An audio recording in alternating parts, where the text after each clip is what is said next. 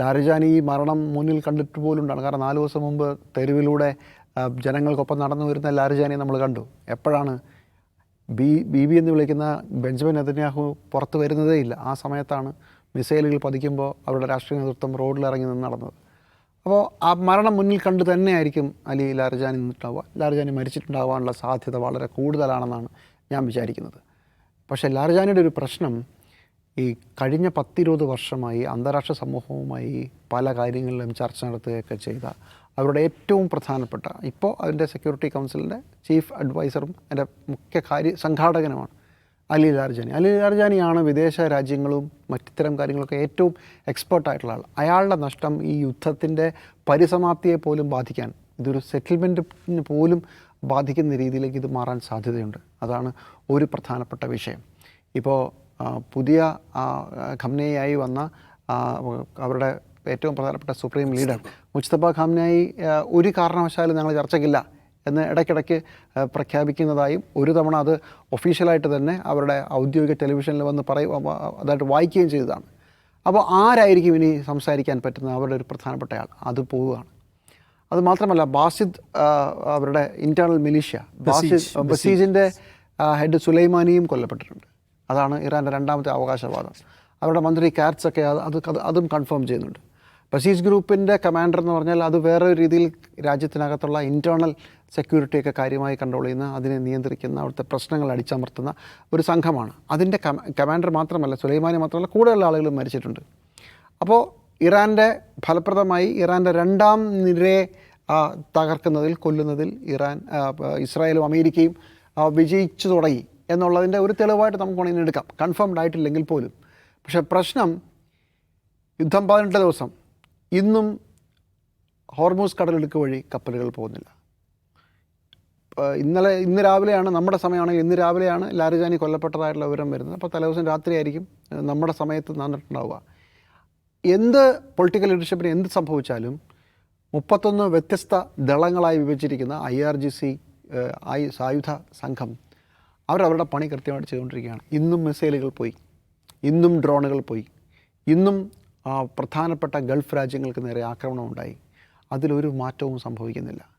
Iran നേരത്തെ മുന്നിൽ കണ്ടതാണെന്നും ഞങ്ങളുടെ എല്ലാവരും മരിക്കുമെന്നും ഒക്കെ, നേതൃത്വമെല്ലാം മരിക്കുമെന്നും അറിയാമായിരുന്നിട്ടും അവർ ഡിസൈൻ ചെയ്തൊരു സംവിധാനമുണ്ട്. അതായത് തലയില്ലെങ്കിലും ശരീരം യുദ്ധം ചെയ്തുകൊണ്ടേയിരിക്കും. തലയില്ലെങ്കിലും ശരീരം യുദ്ധം ചെയ്യും. ആ ഒരു ഡിസൈൻ ഇപ്പോഴും തുടരുകയാണ്. ഇപ്പോൾ നമ്മുടെ 2 കപ്പലുകൾ കടത്തിവിട്ടിരിക്കുന്നു. നമുക്കിനിയും 10-17 കപ്പലുകൾ അവിടെ ഉണ്ട്. ബാക്കി പല രാജ്യങ്ങളുടെയും കപ്പലുകളുണ്ട്. ആ കപ്പലുകൾക്കൊക്കെ കടക്കാനുള്ള അനുമതി കൊടുത്തിട്ടില്ല. ബംഗ്ലാദേശിൻ്റെ കപ്പൽ വരുന്നത് നമുക്കറിയാം, ചൈനയുടെ കപ്പൽ വരുന്നതായി അറിയാം.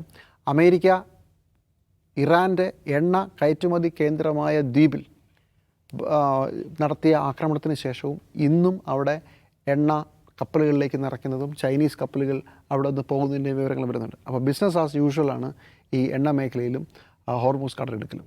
എണ്ണവില ബാരലിന് 100 കടന്നിരിക്കുന്നു. വീണ്ടും സിംഗപ്പൂരിലത് 140 എന്നൊരു കണക്കൊന്നായിട്ട് ഞാൻ ഒരിടത്ത് വായിച്ചു.